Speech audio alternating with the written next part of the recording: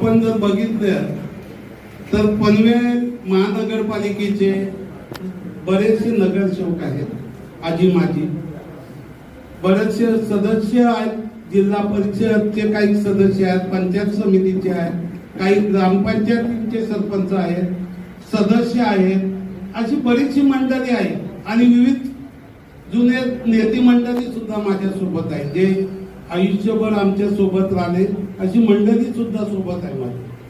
दादा प्रीतम दादा हे आता सक्रिय राजकारणात समाज करत आहे. आपण भाजपमध्ये जात असताना अशा काही वाटाघाटी झाल्या का? दादांची वरती कशा प्रकारे भविष्यात लागेल? नाही, वर्णी बघा काम करेल त्याची वर्णी लागत असते, त्याच्यामध्ये वाटाघाटी करायचा प्रश्न येत नाही. जे काय असेल त्या तिथं जाऊ त्यांच्या प्रोटोकॉल प्रमाणे आम्हाला काम करावं लागेल.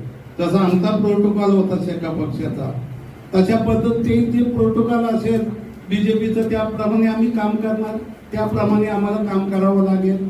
इथं निष्ठेने काम करायला तिथं सुद्धा निष्ठेनेच काम करणार. पण काय द्यायचं भाजपामध्ये गेल्यानंतर काय द्यायचं ठरलंय? प्रीतम दादांना आमदारकी असेल का? कारण ग्रामीण सुद्धा भविष्यामध्ये मतदारसंघ पडतोय, त्या दृष्टीने ते पुढचे उमेदवार असतील का भाजपचे? बघा अशा पद्धतीचा जो आहे ना, आज काही ठरलेला नाही आणि फक्त जे काय आता पनवेल उरण मध्ये जी विकासाची हे चालले, आता इथले दोन्ही आमदार आहेत. लोकांच्या करता मला, कार्यकर्त्यांच्या करता मला पक्षातून पक्षप्रवास करावा लागतो. नोकरी नाही इतका मोठा आहे, आपण बोलतो गंगेचा पाणी चालला आहे, कुठंतरी अडवायला पाहिजे.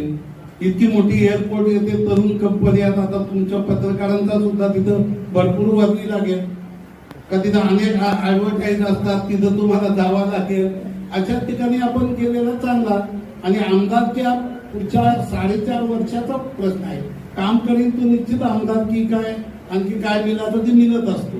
भाऊ, पनवेल महानगरपालिका क्षेत्रामध्ये प्रीतमदादा मात्र विरोधी पक्षनेते होते. महेश बालदेना तरी प्रचंड मतांनी निवडून दिलेली होती.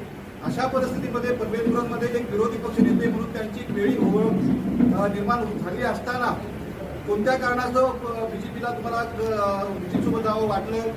नेमकं वेगळं कारण काय आहे का? नाही, वेगळं कारण काही नाही. काल सुद्धा आपल्याला मी सांगितलं का बाबा ज्या पद्धतीने इथं जे चाललेलं आहे, निर्णय क्षमता म्हणतो, ती निर्णय क्षमता नसल्यामुळे मला निर्णय घ्यावा लागला ना.